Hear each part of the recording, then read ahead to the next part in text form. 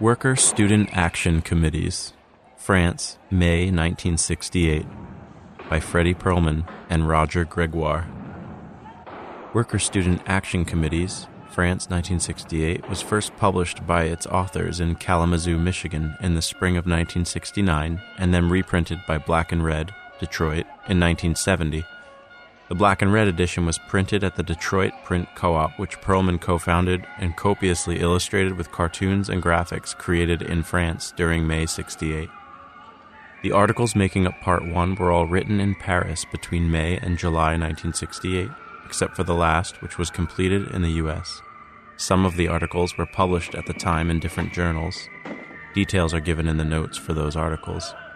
In the pamphlet, no previous publication details are given for the first article, The Second French Revolution, but according to the bibliography, In Having Little, Being Much, an article with that title was published in the Kalamazoo paper, The Western Herald, June 14, 1968.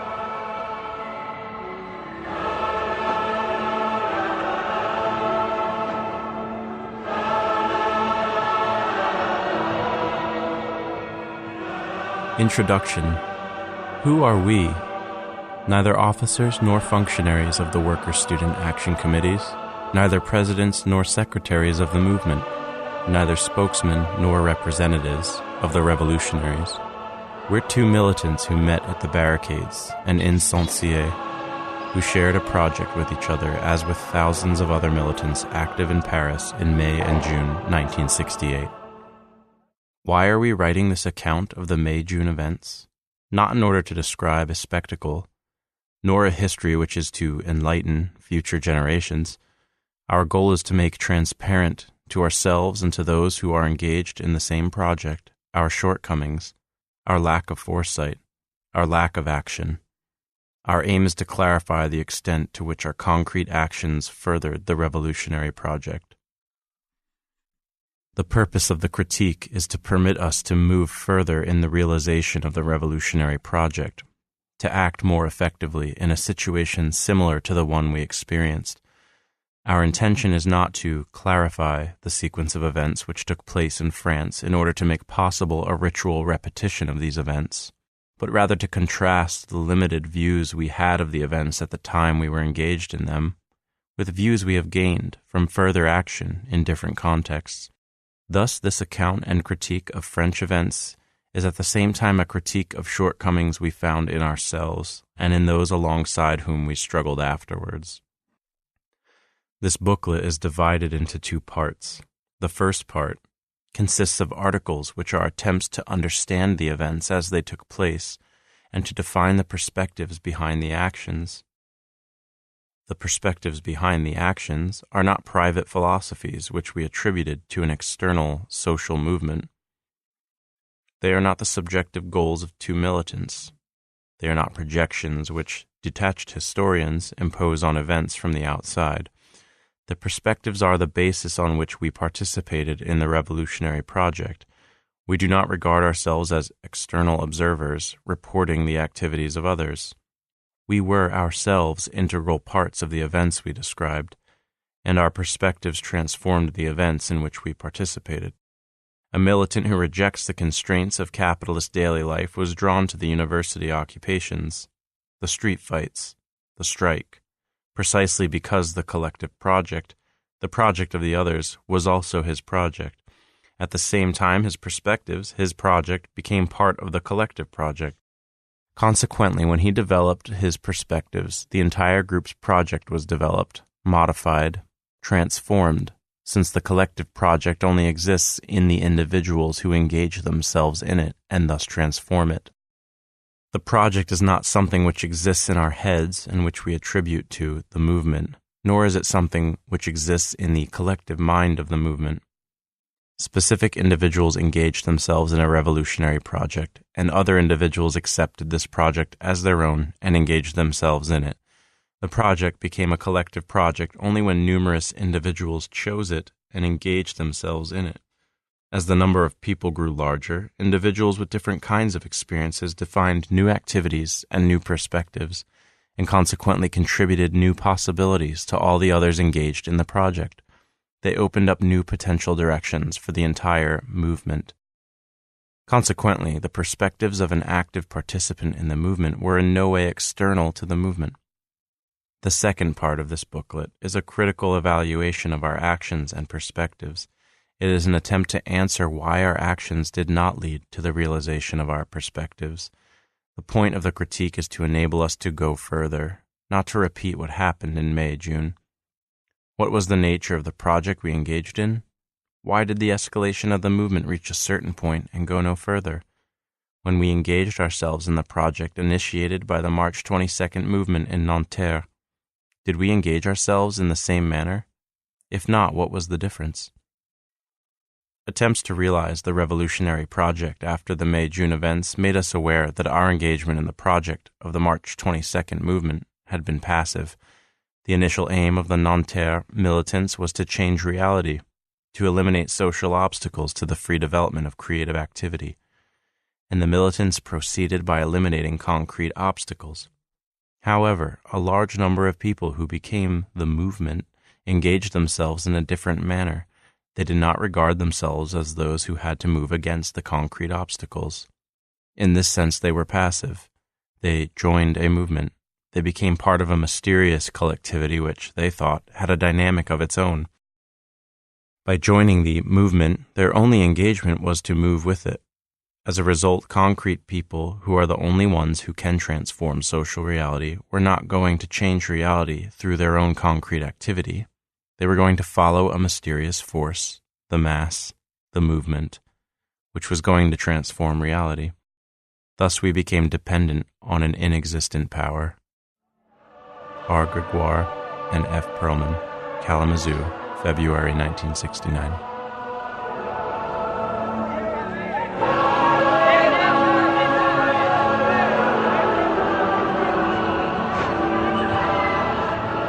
Part 1. Paris, May 18, 1968. The Second French Revolution. The major factories of France have been occupied by their workers. The universities are occupied by students who are attending continuing assemblies and organizing committees of action. The transportation and communication services are paralyzed. After a week of continuous fighting, the students of Paris took possession of the Sorbonne, explains a leaflet of a Students' and Workers' Committee for Action. We have decided to make ourselves the masters. Large student movements have developed in recent years in Japan, the United States, Italy, West Germany, and elsewhere. However, in France, the student movement quickly grew into a mass movement which seeks to overthrow the socio-economic structure of state capitalist society. The French student movement was transformed into a mass movement during a period of 10 days. On May 2nd, the University of Nanterre was closed to students by its dean. The following day, the Sorbonne was closed and police attacked student demonstrators.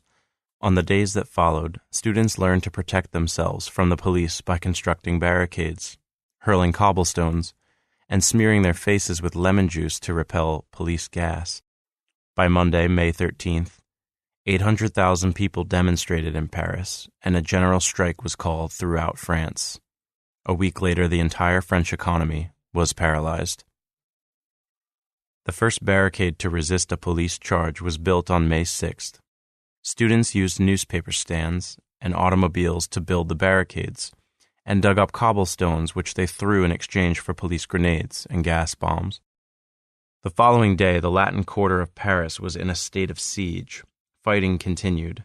A large demonstration at the right-wing paper Le Figaro protested the newspaper's attempts to mobilize violence against the students. Red flags appeared at the front lines of immense demonstrations. The International was sung, and demonstrators cried, "Vive la Commune."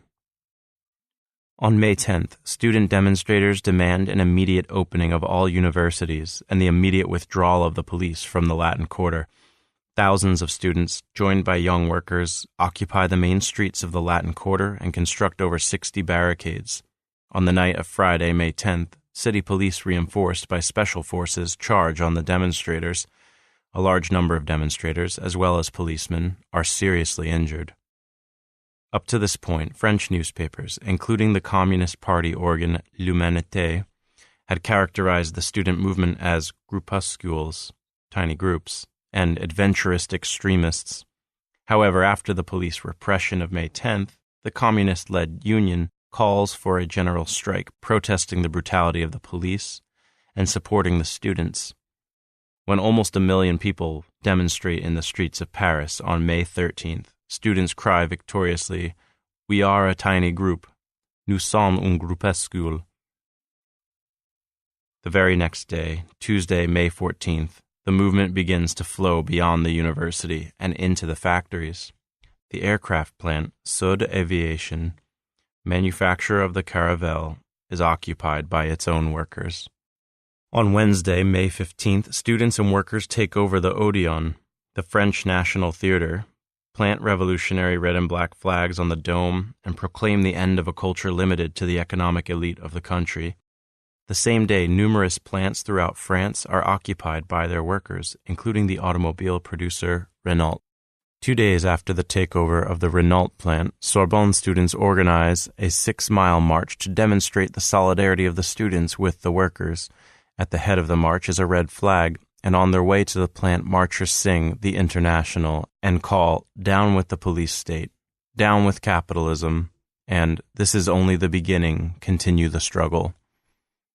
A red flag is flown at the entrance to the Renault plant, and individual workers standing on the roof of the building cheer the marching students. However, the CGT, or Confédération Générale du Travail, or General Confederation of Labor, the communist union, which had taken charge of the strike inside the plant, is guardedly hostile to the student demonstrators, and party spokesmen are openly hostile towards students who call on workers to govern and speak for themselves directly, instead of letting the union govern and speak for them. While radio stations continue to broadcast that students are exclusively concerned with final examinations and workers are exclusively concerned with improved salaries, students organize committees of action, and factory occupations continue to spread. In the auditoriums and lecture halls of University of Paris buildings, a vast experiment in direct democracy is underway. The state, the ministries, the faculty bodies, and the former student representative bodies are no longer recognized as legitimate lawmakers. The laws are made by the constituents of general assemblies. Action committees establish contacts with striking workers, and leaflets inform workers of the experience in direct democracy which the students are gaining. At this writing, the workers continue to be represented and controlled by the unions, and the unions continue to demand reforms from the state and from the factory owners. However, the students' refusal to recognize the legitimacy of any external control, their refusal to be represented by any body smaller than the General Assembly, is continually transmitted to the striking workers by the Student and Workers' Action Committees. F. Perlman. C'est une nuit verte, celle des barricades, nuit verte ou rouge ou bleue ou noire, c'est une nuit verte. Paris, May 20th, 1968. Workers occupy their factories. The workforce which has taken power in France's main industries was characterized in the past by unbridgeable conflicts of interest. The conflicting interests were exploited by factory owners, by the police, and by the state. With the occupation of the factories, the differences have diminished, but they have not disappeared, and the differences continue to be exploited in modified form within the occupied factories. In large factories like Citrone, the main conflict was between French workers and foreign workers. This article will limit itself to the forms of exploitation, past and present, of the conflict of interests between these two groups. Foreign workers, mainly from Portugal, Spain, Yugoslavia, and North Africa, worked for wages which were, on the average, less than half the size of French workers' wages. The foreign workers had no choice. First of all, the foreigners do not know French and could not inform themselves either of their human rights or of legal forms. The union did not establish schools for them. Secondly, numerous police bureaucracies made it nearly impossible for foreigners to find jobs once in Paris, and sent them back to their own countries after they had spent the money they had somehow saved in their own countries to come to Paris. In other words, the foreign worker is virtually forced to give up his humanity in order to find a job. Consequently, the foreign worker is not willing to risk losing his job even if his very definition of himself as a human being is in question, since he has largely ceased to define himself as a human being. Systematically dehumanized, these workers were easily manipulated by the owners of France's big industries. Willing to work for low wages, they lowered the overall wage scale. Willing to work under any conditions, they were used to break strikes. From the point of view of the French workers, the foreigners represented a constant threat. An unemployed French worker had to compete with foreigners willing to work for lower wages in worse conditions. Employed workers, privileged in terms of type of job, working conditions, and wages, could strike only hesitantly from fear that the factory owners and the state would use the strike as a pretext to replace French by foreign workers. In order to justify their relative privileges and to rationalize their fear of the foreign workers, French workers developed psychological outlooks which are nearly identical with racism. The Communist Party Union, the CGT, did not make special efforts to equalize the conditions of the foreigners with those of the French workers. This is largely because the work contracts of most of the foreigners were temporary, and the foreign workers could not vote, which means that the foreign workers did not represent a power base for the Communist Party. And some union spokesmen contributed to a further worsening of the foreign worker situation by collaborating with the police repression of the foreigners, and even by publicly defining foreigners as the greatest threat to the French working class. In order to understand the present clash of the Communist Union with the movement for direct democracy, it must be noted that a union is not the unified community of workers of a factory or a region, and it does not express the will of all the workers. The union is in fact a particular group of people who represent the workers, who speak for the workers, who make decisions for the workers. This means that a movement of revolutionary democracy which seeks new political forms for the expression of the will of all the workers, for example, through a general assembly of all the workers, threatens the very existence of the present-day union.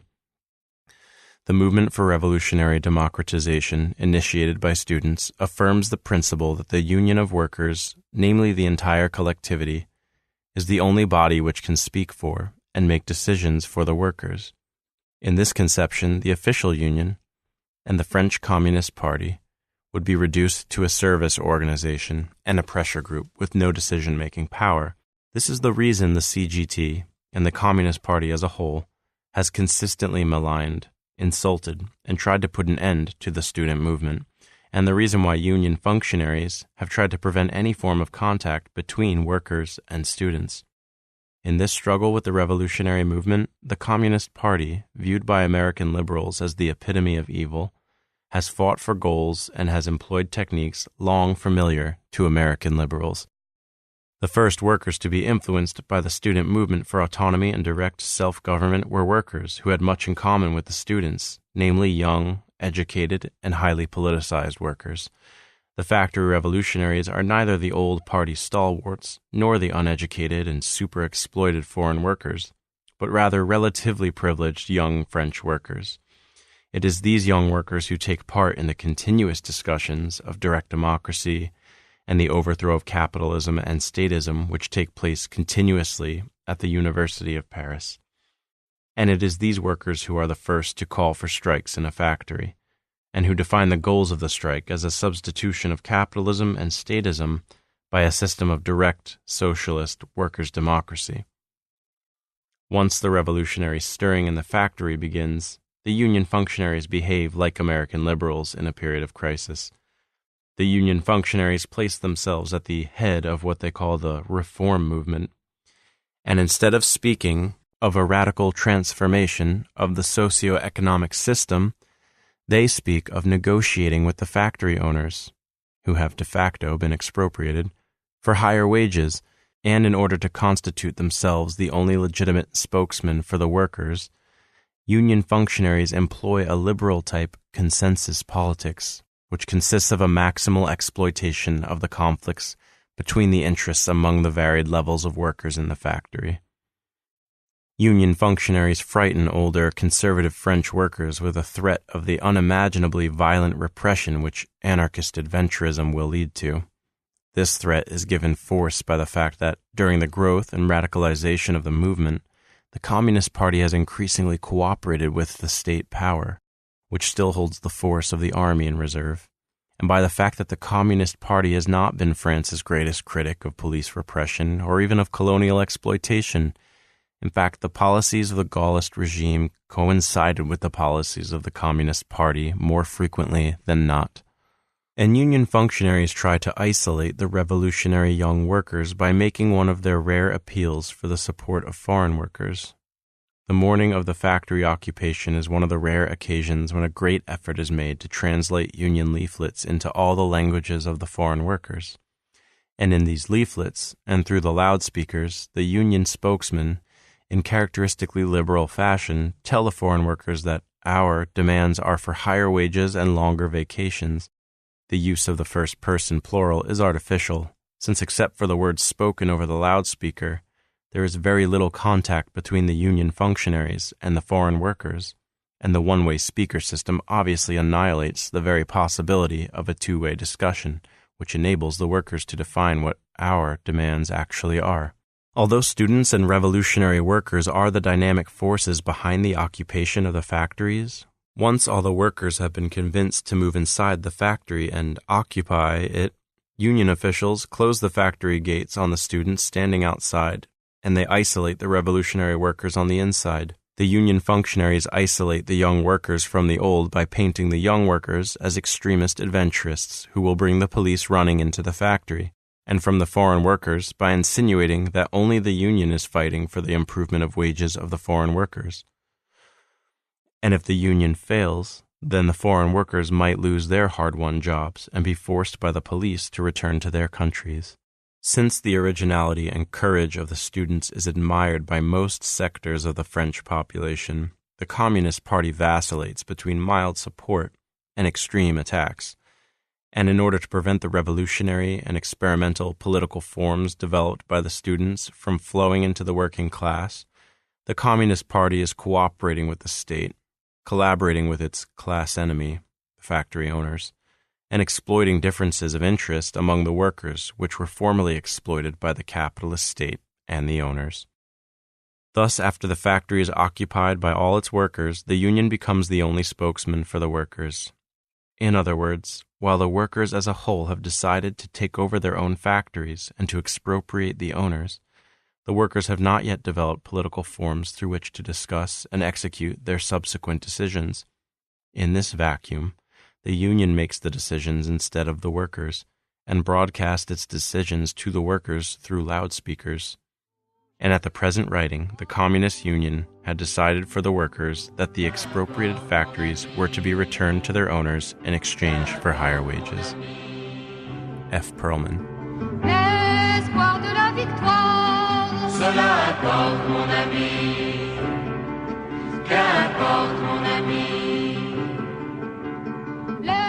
Paris, May 30th, 1968. Citrone Action Committee 1. The action committees born throughout France at the end of May transcend half a century of left-wing political activity, drawing their militants from every left-wing sect and party, from social democrats to anarchists. The action committees give new life to goals long forgotten by the socialist movement. They give new content to forms of action which existed in Europe during the French Revolution, and they introduce into the socialist movement altogether new forms of local participation and creative social activity. This article will trace the development during the last 10 days of May of a committee, the Worker Students Action Committee, Citrone, whose primary task was to connect the student movement with the workers of the Citrone automobile plants in and around Paris. On Tuesday, May 21st, a strike committee representing the workers of the Citrone plants called for a strike of unlimited duration. The factory owners immediately called for state powers to take the measures which are indispensable for the assurance of the freedom of labor and free access to the factories for those who want to work. The same day that the owners called for police intervention, students, young workers, and teachers who on previous days had fought the police on the streets of Paris formed the Citrone Action Committee at the Sensier Center of the University of Paris. The first aim of the Action Committee was to cooperate with the Factory Strike Committee in bringing about an occupation of the factory.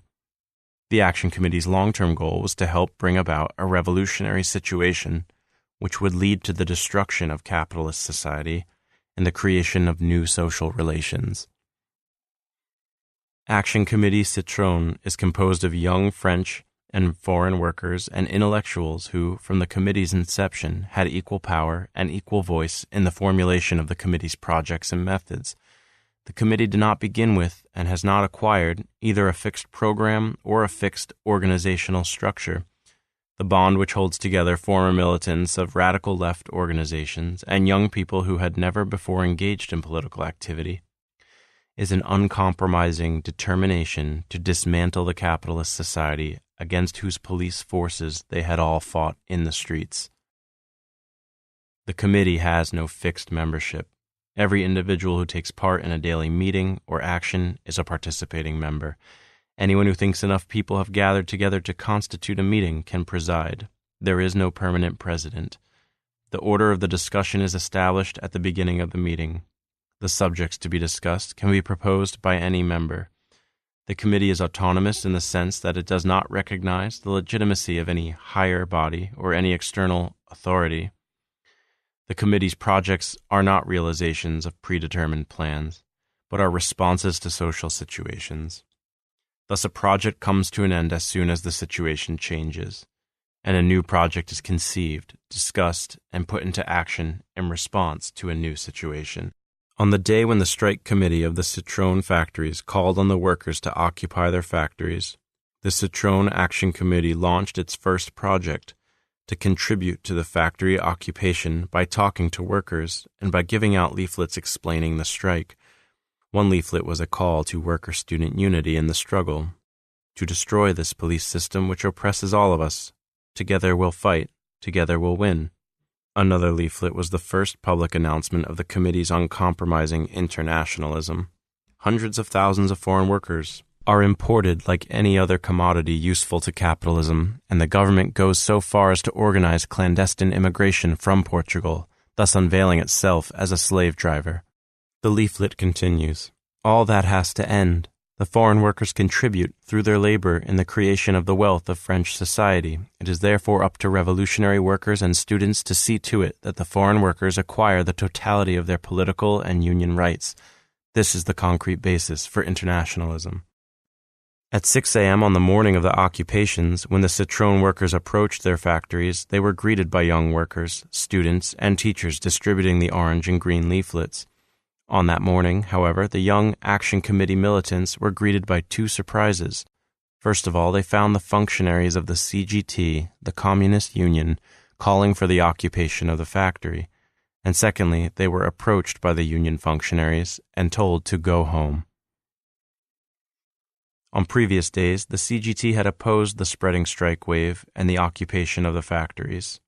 Yet on the morning of the occupation, arriving workers who saw the union functionaries reading speeches into their loudspeakers at the factory entrances got the impression that the CGT functionaries were the ones who had initiated the strike.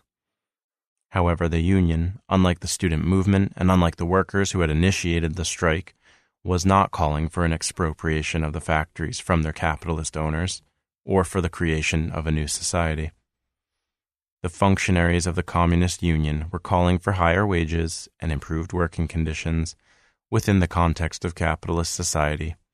Thus, the functionaries strenuously opposed the distribution of the Action Committee's leaflets on the ground that their distribution would disrupt the unity of the workers and would create confusion.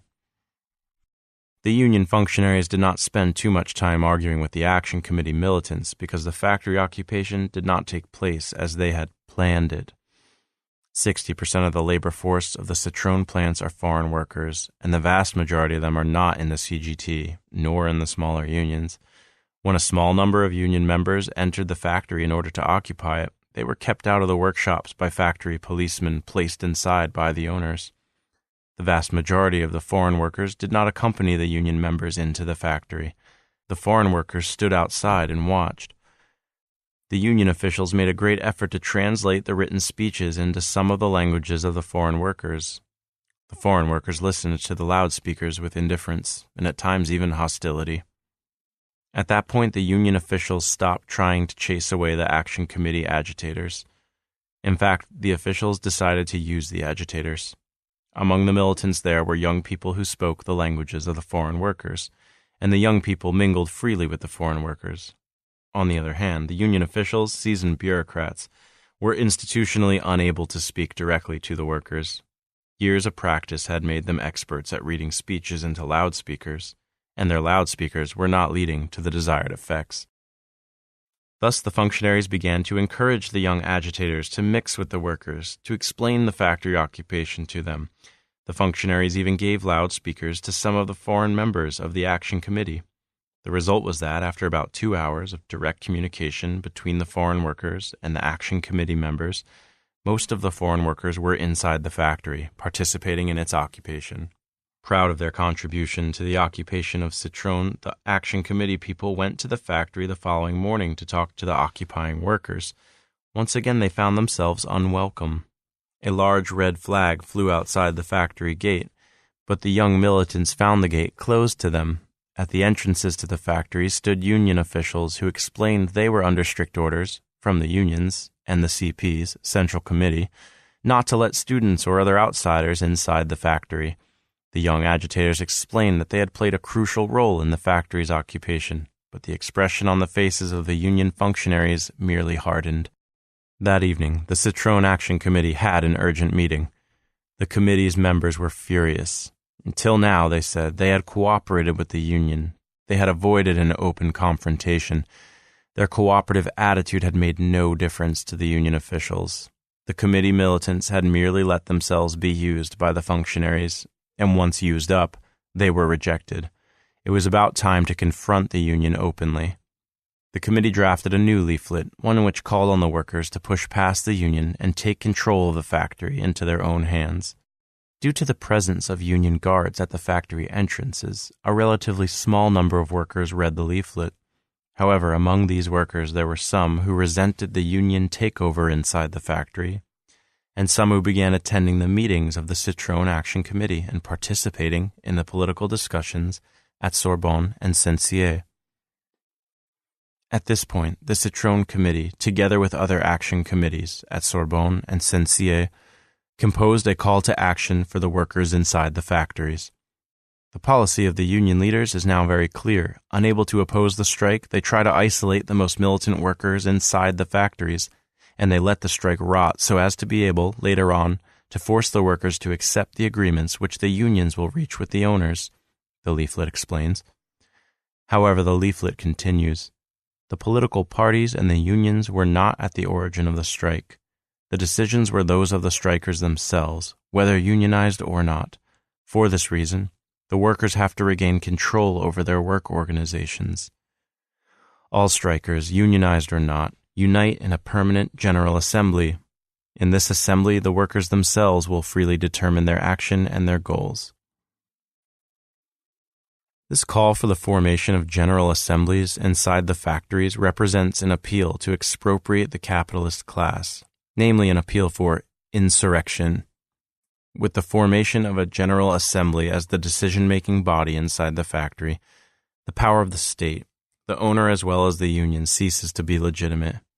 In other words, the General Assembly of all the workers in the factory becomes the only legitimate decision-making power. The state is bypassed, the capitalist is expropriated, and the union ceases to be the spokesman for the workers and becomes simply another pressure group inside the General Assembly. Unable to communicate these ideas to the workers at the factory, the Citrone Action Committee drafted a new project. Since 60% of the factory's workers are foreign, and since the foreign workers live in special housing projects provided for them by the factory owners, the Citrone Committee decided to reach the workers at their homes. The foreign workers were spending their days at their living quarters since they were no longer able to transport themselves to the factories. The transport to the factories is also furnished by the factory owners and was obviously not being furnished during the strike. Since this project was conceived during a period when gasoline was scarce in Paris, most of the participants had to hitchhike to the housing centers. Several related projects were suggested by the Action Committee militants to the foreign workers. First of all, the foreign workers were encouraged to help those strikers who were calling for worker control of the factories, and not merely for wage raises. And secondly, the foreign workers were encouraged to organize themselves into action committees in order to cope with their own specific problems. The Action Committee's project initiated and stimulated various kinds of activities among the foreign workers. In some of the living quarters, courses were organized for foreign workers who know no French. In Nanterre, for example, the Occupation Committee of the University of Nanterre granted a room to a newly formed Action Committee of Yugoslav workers. The room was to serve for political meetings and French lessons. In another center, workers organized to protect themselves collectively from abuses by the landlords, namely Citrone's agent at the housing center. In some of the ghettos around Paris, where poor workers had run out of food for their families, trucks were found to transport food from peasants who contributed it at no cost. Contacts were established between the foreign workers and the revolutionary workers inside the factories. Foreign workers were encouraged to join French workers in the occupation of the factories.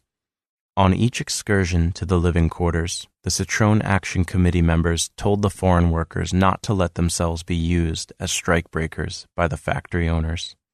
In all of the contacts between the Citrone Action Committee and foreign workers, the committee's internationalism was made clear.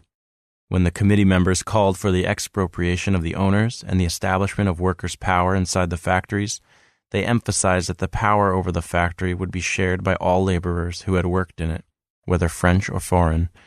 And when some foreign workers said they were only in France for a short time and would soon return home, the Action Committee militants answered that the goal of their movement was not to decapitate merely French capitalism, but to decapitate capitalism as such, and thus that, for the militants, the whole world was home. F. Perlman.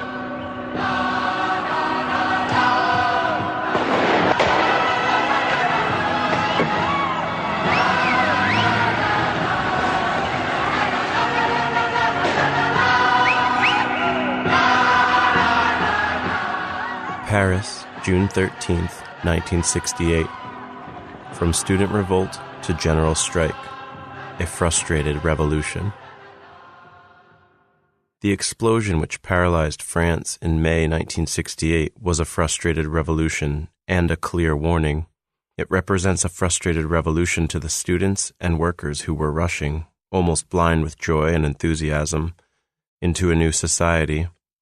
But the revolt and the strike are a warning to all ruling classes, a warning to capitalists and bureaucrats, to governments and unions. The frustrated revolutionaries are beginning to take stock of the accomplishments and are attempting to pinpoint the shortcomings. However, the revolutionaries are not the only ones who are taking stock. The forces of repression are also undertaking the task of analysis. They too are taking stock of the accomplishments, or rather the dangers unveiled for them in May 1968. And the revolutionaries will not be the only ones who will prepare for the next crisis. The ruling classes will also prepare, and not only in France. Politicians, bureaucrats, and capitalists will define the forms of the May Revolution so as to prevent their reappearance. They will study the sequence of events so as to prevent a recurrence of May 1968. In order to remain ahead of the forces of reaction, the May revolutionaries will have to provide more than souvenirs. They will have to see the general models behind the specific sequence of events. They will have to analyze the content behind the forms. The sequence of events which led to a sudden confrontation between French state capitalism and a determined revolutionary movement caught both sides by surprise. Neither side was prepared.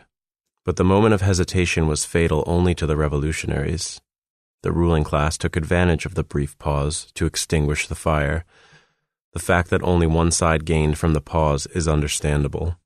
The revolutionaries would have had to rush into the unexplored, the unknown, whereas the forces of order were able to fall back to well-known, in fact classical forms of repression. The revolutionary movement rushed forward at tremendous speed, reached a certain line, and then, suddenly disoriented, confused, perhaps afraid of the unknown, stopped just long enough to allow the enormous French police forces to push the movement back, disperse it, and destroy it. Reflection now begins on both sides. Revolutionaries are beginning to define the line which was reached. They are determined to go beyond it next time. They had come so close and yet were pushed back so far. To many it was clear that steps into the unknown had been taken, that the line had in fact been crossed, that the sea had in fact begun to flow over the dam. To many it was not surprising that the dam should be reinforced, that efforts to stem the tide should be undertaken. What they had not expected, what they only slowly and painfully accepted, was that the sea itself should begin to ebb. They accepted the retreat with pain because they knew, as they watched the waters recede, that as high as the tide had risen, as close as the flood had come, the sea would have to gather much more force. The tide would have to rise far higher, merely to reach the level of the dam once again. The ruling classes have been warned. One must assume that they will take the necessary precautions. Analysis of the particular cracks in the dam through which the flood waters rushed will be undertaken by both sides. Such analysis will be a documentation of a particular event, a history of a revolution that failed. On the basis of this documentation, ruling classes will prepare themselves to prevent the recurrence of the same event. This is why revolutionaries cannot use the documentation as a basis for the preparation of a future event. The same cracks will not be found twice in the same dam. They will have been repaired, and the entire dam will have been raised. A future tidal wave will find new cracks in the dam, cracks which are as invisible to insurgents as to defenders of the old order. This is why conspiratorial organizations which plan to rush through a particular crack in the dam are bound to fail. No matter how ingenious their central committees, there is no reason to assume that the directors or leaders of the conspiratorial group will be able to see a crack which the directors of the established order cannot see. Furthermore, the established order is far better armed with tools for investigation than any conspiratorial group. Historians will describe through which cracks the sea rushed in May 1968. The task of revolutionary theory is to analyze the sea itself. The task of revolutionary action is to create a new tidal wave. If the sea represents the entire working population, and if the tidal wave represents a determination to reappropriate all the forms of social power which have been alienated to capitalists and bureaucrats at all levels of social life, then new cracks will be found, and if the dam is immaculate, it will be swept away in its entirety. At least one lesson has been learned. What was missing was not a small party which could direct a large mass. What was missing was the consciousness and confidence on the part of the entire working population that they could themselves direct their social activity. If the workers had possessed this consciousness on the day they occupied their factories, they would have proceeded to expropriate their exploiters. In the absence of this consciousness, no party could have ordered the workers to take the factories into their own hands.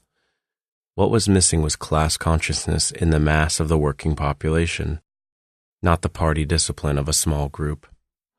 And class consciousness cannot be created by a closed, secret group, but only by a vast, open movement which develops forms of activity which aim openly to subvert the existing social order by eliminating the servant mentality from the entire working population. F. Perlman.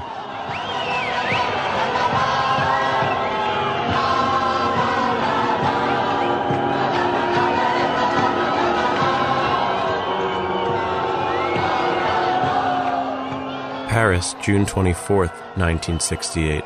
Citrone Action Committee 2. A. Experience and Perspectives. The Citrone factories employ about 40,000 workers in Paris and its surroundings. A total of 1,500 workers are in unions. Inside the factories, the owners organize repression by means of management agents, a private police, and a free union. About 60% of the workers are foreign, and they are employed on the more onerous assembly lines. On Friday, May 17th, work stoppages took place in the workshops of numerous factories. Such an event had not occurred for decades. On that day, several workers went to the Censier Center of the University of Paris and described the police repression, the impotence of the union, and the fighting spirit of the workers. The factory workers, they said, were ready to stop work on the coming Monday if pickets were available and if the information were spread through the factories. Together with the Citrone workers, Censier students prepared a leaflet to be distributed the following day at all the Citrone plants. The following day, Saturday, the CGT, General Confederation of Labor, distributed a leaflet calling for a strike on Monday and demanding a minimum wage of 600 NF, about $120 a month. Numerous factories all over France were already on strike. At Citrone, the CGT had a very small membership. Was the CGT taking the initiative, it was asked, in order to gain control of a movement which up to this point had been out of its control?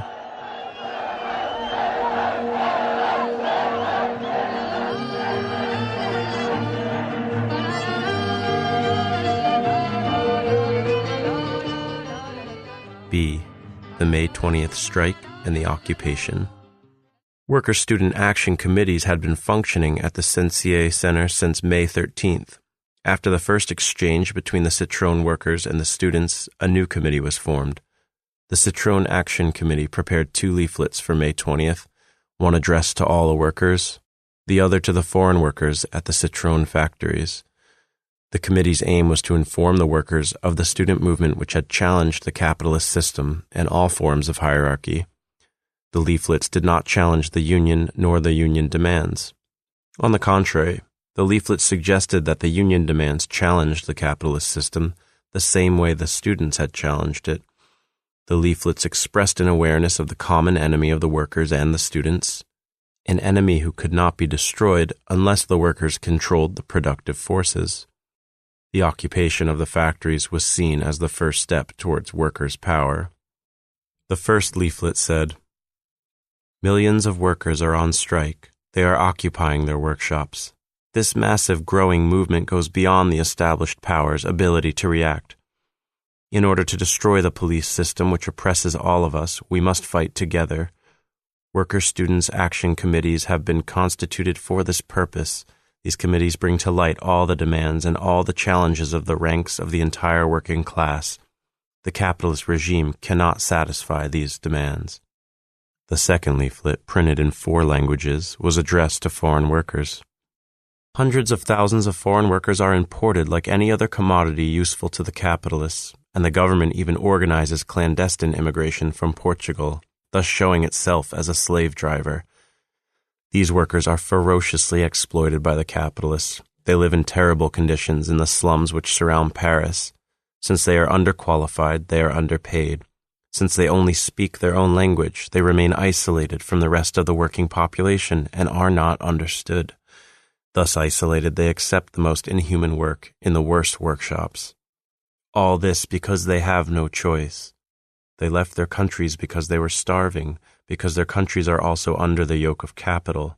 Victims in their own countries, they are victims here too. All that has to end, because they are not enemies of the French proletariat. On the contrary, they are the surest allies. If they are not moving yet, it is because they are aware of the precariousness of their situation. Since they have no rights, the smallest act can lead to their expulsion, which means a return to hunger and to jail. Through their labor, the foreign workers participate in the creation of the wealth of French society. They must have the same rights as all the others. Thus, it is up to revolutionary workers and students to see to it that the foreign workers enjoy the totality of their union and political rights. This is the concrete beginning of internationalism. The foreign workers, who make up an integral part of the working class in France, together with their French comrades, will massively join the radical struggle to destroy capitalism and to create a classless society, such as has never yet been seen. On May 20th, students and workers of the Citrone Committee distributed leaflets and talked to workers at all the entrances to the Citrone factories. The first contacts with delegates of the CGT were negative. The delegates tried to prevent the distribution of the leaflets. The pretext was that the variety of leaflets would destroy the unity of the workers and would create confusion. It would be better, the delegates said, if the elements external to the factory went away. They give a provocative pretext to the management. However, a significant number of the Communist Party and CGT functionaries who had come to give a strong hand to the CGT were external to the factory. Namely, they did not work in any of the Citrone plants. The CGT officials gave out leaflets which demanded, among other things, a minimum wage of 1,000 NF, $200, namely nearly twice as much as they had sought 2 days earlier. In the street, the union delegates communicated with workers through loudspeakers. The students of the Citrone Committee, on the other hand, mixed freely with the French and foreign workers. Since the foreign workers were not obeying the CGT calls to occupy the factory, the union officials decided to use the students. Instead of trying to chase away the young agitators, the officials encouraged the Action Committee militants to continue to make personal contact with the foreign workers. The result of 2 hours of direct communication was that the majority of the foreign workers were inside the factory, actively participating in its occupation.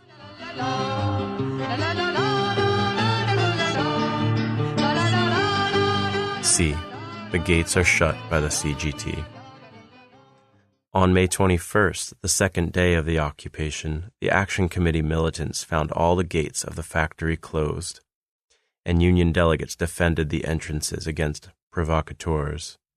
Thus the young militants were cut off from the contacts they had had before the occupation. Young workers inside the factory protested vigorously against the threats which were hurled at the elements external to the factory. The CGT had become the new boss. The union did all it could to prevent workers from becoming aware of the fact that the occupation of the factory was a first step toward the expropriation of the owners. To struggle against this unexpected new force, the Action Committee addressed itself to the workers in a new leaflet. Workers, you have occupied your factories. You are no longer controlled by the state or by the ex-owners. Do not allow new masters to control you. All of you and each of you has the right to speak. Don't let the loudspeakers speak for you. If those behind the loudspeakers propose a motion, all other workers, French and foreign, must have the same right to propose other motions. You, the workers, have the power. You have the power to decide what to produce, how much, and for whom. You, the workers, control your factories. Don't let anyone take the control away from you. If some people limit your contacts with the outside, if some people do not allow you to learn about the profound democratization taking place in France, then these people are not trying to represent you, but to control you. The occupied factories have to be opened up to all comrades, workers as well as students, in order to enable them to make decisions together. Workers and students have the same objectives. Despite the government, the universities are already open to all. If the loudspeakers decide instead of you, if the loudspeakers broadcast the decisions we have made, then the men behind the loudspeakers are not working with you. They're manipulating you. A second leaflet, prepared by several action committees, was also distributed. This leaflet called for the formation of general assemblies of all the workers, which would bypass the union and prevent any small group from speaking in the name of the workers, and from negotiating in the name of the working class. The political and union officials were not the originators of the strike. The decisions were made, and must continue to be made, by the strikers themselves, whether they are unionized or not. In order to circumvent the CGT and to continue its work of liaison and information, the Citrone Committee launched 3 new projects: actions with foreign workers in the slums and the dormitories, contacts with strikers at the entrances of the factories, liaison between the politicized workers at the different Citrone factories.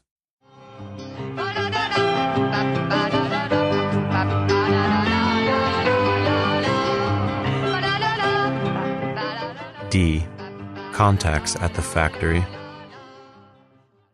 At the Bellard and Nanterre factories, daily meetings took place between the workers and the Action Committee. The subject of the meetings was a basic political discussion on the nature of the student movement and its relation to the strike. The factory workers became increasingly conscious that the strike had become transformed more and more into a traditional union strike. They deplored the demobilization and the depoliticization of the pickets, which had been accompanied by a massive desertion. At the Ballard factory, at night, for example, a small number of young people defended the factory. All the young workers' attempts to organize were sabotaged by the union bureaucracy, either in the form of direct opposition or in the form of seeming to forget problems. The non-unionized young workers attempted to break out of their isolation. The contracted militants of the CFDT, the French Democratic Confederation of Labor, who seemed to favor student-worker contacts, but the CFDT's intentions were political rather than revolutionary.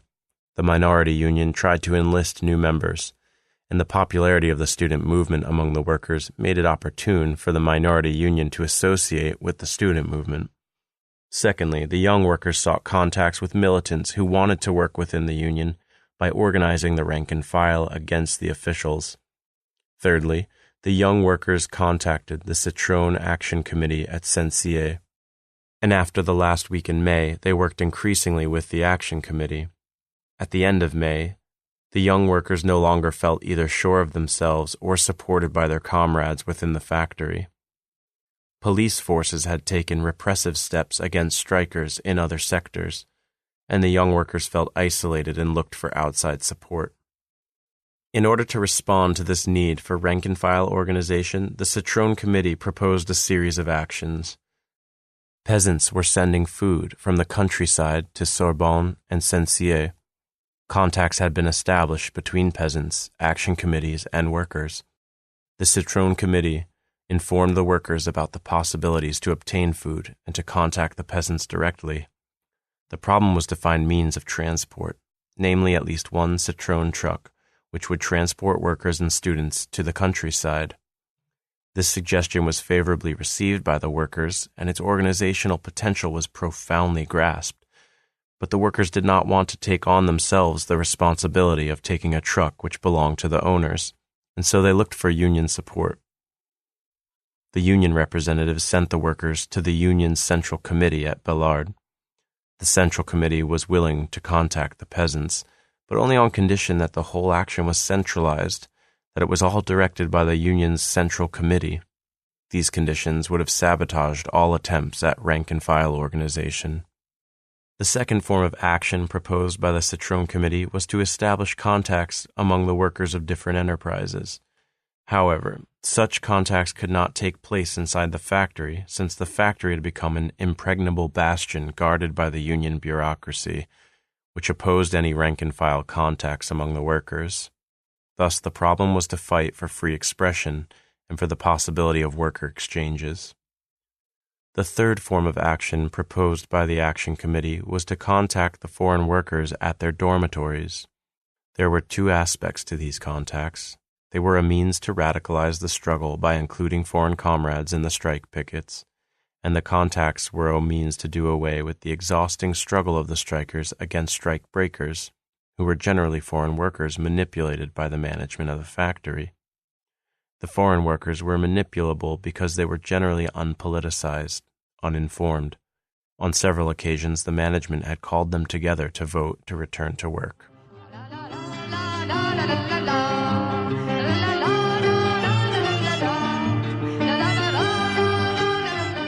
E. The foreign workers' dormitories. The dormitories for foreign workers enable the owners to exploit the workers twice, namely during the day and again at night.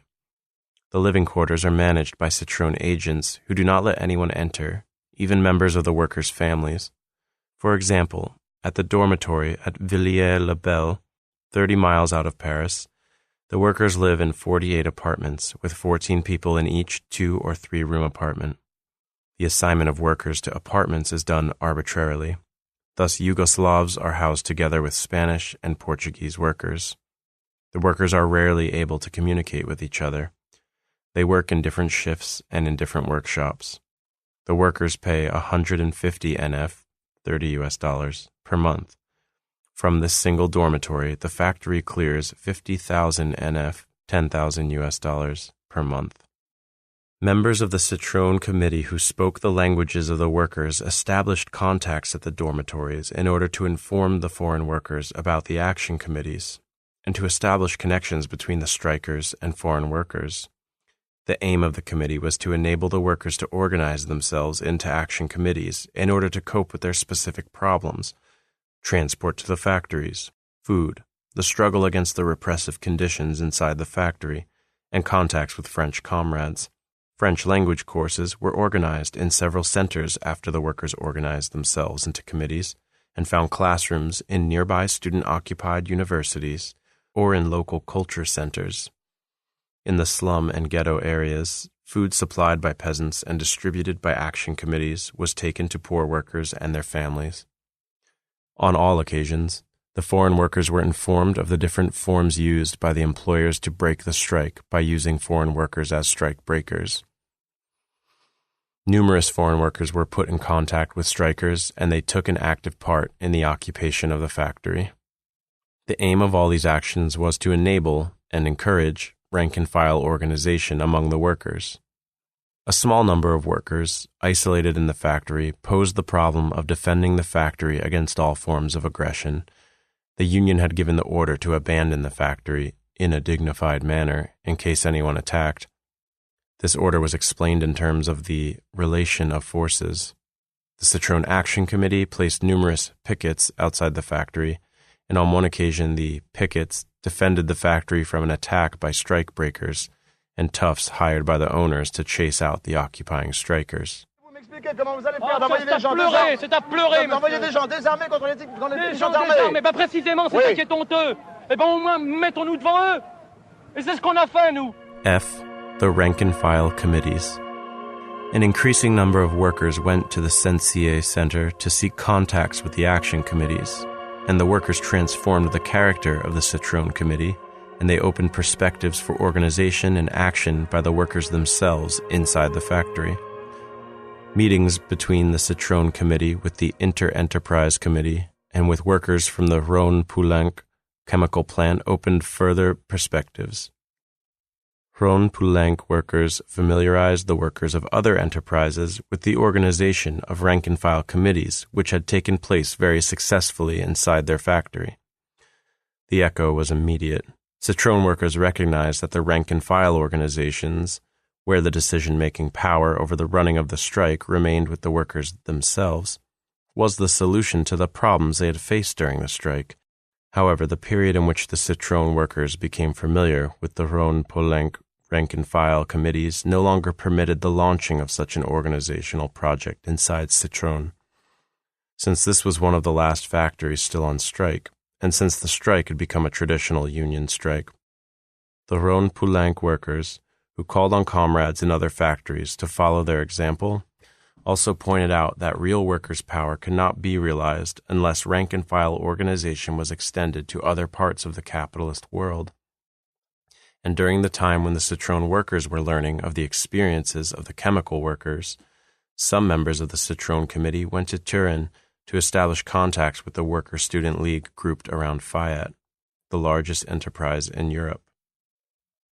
In Turin, information was exchanged on the struggles of the workers in Italy, on the similarity of the obstacles posed by the unions in both countries, and on the significance of the action committees. The organization of rank-and-file committees and the problem of worker control opened up perspectives for the comrades in Turin. As a basis for further contacts, the two groups established a regular exchange of information, leaflets, journals, and letters, exchanges of lists of demands, and direct contacts by workers and students. Italian comrades arrived in Paris from Milan in order to establish similar contacts with the Citrone Committee, and some members of the Citrone Committee itself returned to other countries, such as England and the United States, in order to generalize the international contacts.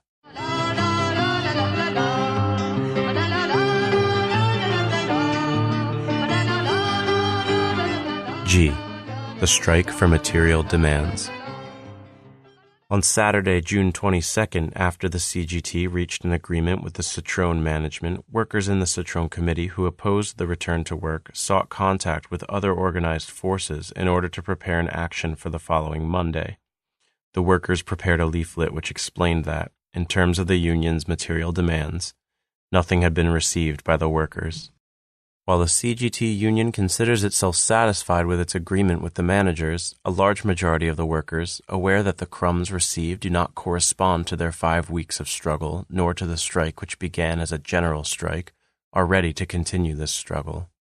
On Monday morning, 3 different leaflets opposed to the return to work were distributed.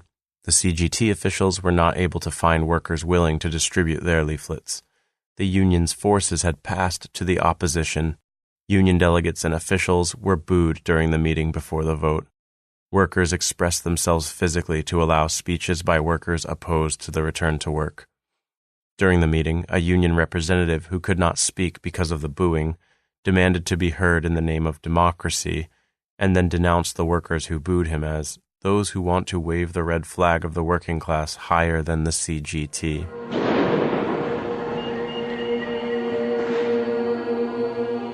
H. Perspectives.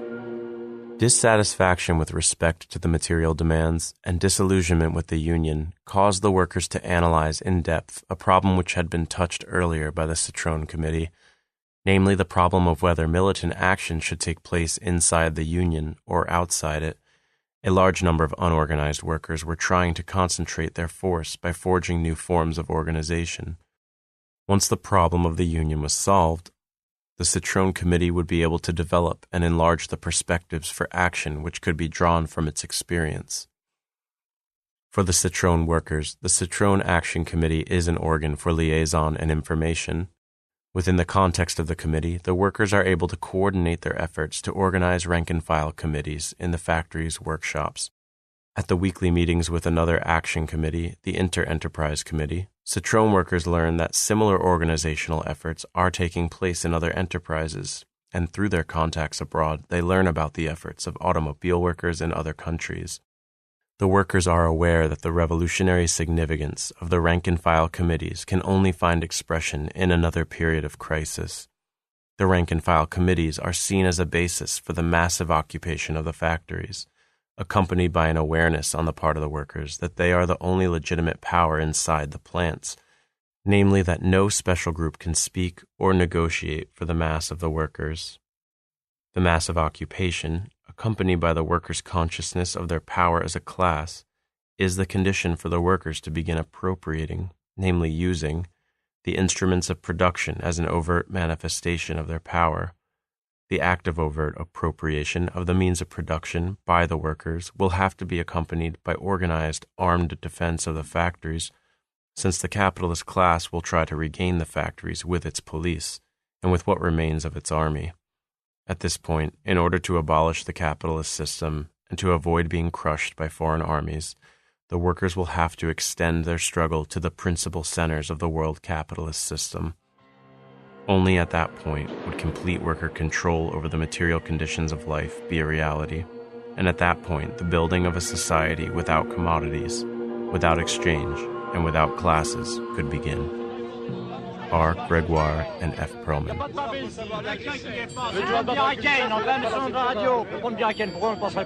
Passez-le si vous voulez, mais passez-le pas à 100, passez-le à 10 000, à 20 000, à 100 000.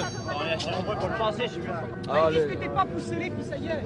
Oui, écoutez, franchement, vous n'allez pas vous faire jouer à vous faire tuer ici. Écoutez, réfléchissez. Enfin, mais c'est du suicide de se battre ici même. Nous ont laissé franchement. tomber. Entièrement d'accord. Ah, les syndicats ouvriers nous ont laissé tomber. Alors, Et n'oubliez pas que c'est quand même une expérience toute neuve, que le dialogue n'est pas...